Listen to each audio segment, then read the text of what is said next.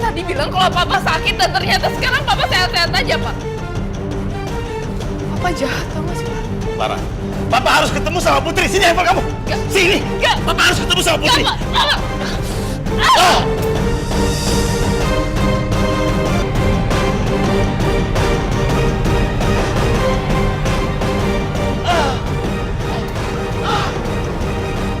Jatuh papa Clara. Papa pasti bohongin Clara lagi kan, Pak? Pak, kenapa sih, Papa?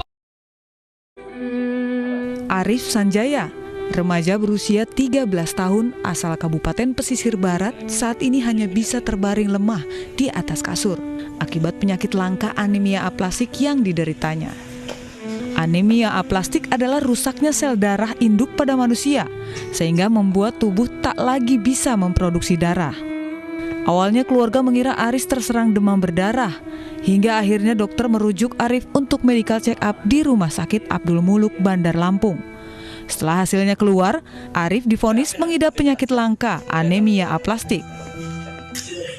Kadang-kadang tuh gusi berdarah, pingsan, lemas, sering lebam di kaki, di badan, sama bintik-bintik merah. Sakit nggak? Sering sakit kepala. Sakit ya? Kalau bintik-bintik merah sama lebam itu nggak kerasa, tapi kadang-kadang lemas.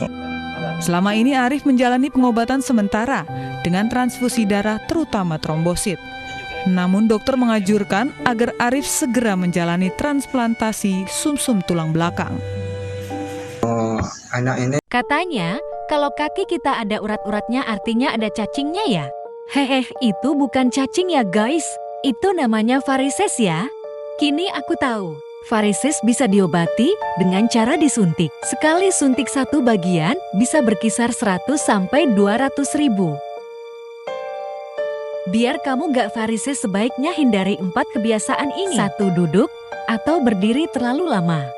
2. Memakai sepatu hat tinggi atau heels. 3. Kebiasaan merokok termasuk rokok elektrik. 4. Kelebihan berat badan atau obesitas. Nah, untuk mencegah varises di kaki, gunain kaos kaki kompresi ya. Ini sudah terbukti efektif sih untuk memperlancar aliran darah di bagian kaki. Pas banget dipakai kalau kamu harus duduk lama saat perjalanan jauh ataupun berdiri lama saat kamu jalan-jalan, biar kakimu nggak muncul varises. Langsung tap keranjang kuning, ya Kak.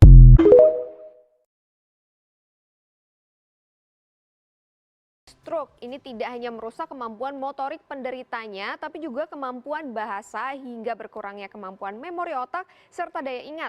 Nah, gejala ini sering diabaikan oleh para penderita stroke. Padahal silent stroke ini juga bisa berbahaya bagi penderitanya. Ya, kenapa kita ngomongin stroke? Karena tanggal 29 Oktober kemarin diperingati sebagai Hari Stroke, begitu ya. Nah, bagi penderita stroke ini memang harus terus bersemangat saat menjalani hari, tentu saja setelah mengalami serangan stroke.